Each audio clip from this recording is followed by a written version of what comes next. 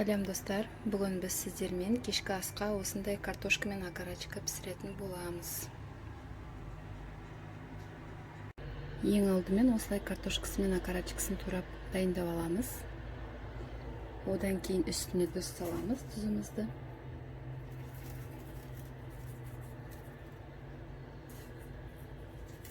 Қалауыңызша тұз.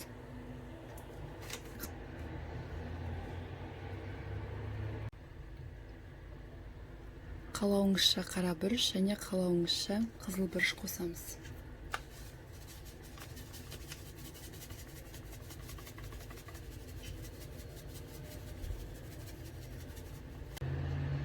Енді майонез кетчугімізді салып араластырамыз.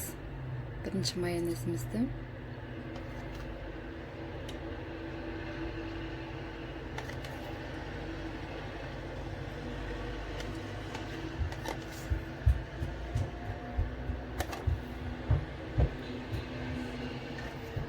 Одан кейін кетчугімізді қосып,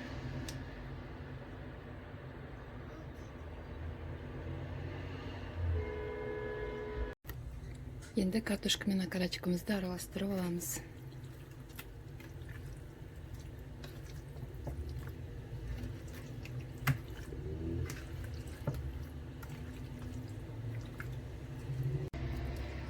Міне біз араластырып болдық. Енді қызып тұрған пеште 180 градуста 40-45 минут пісіреміз.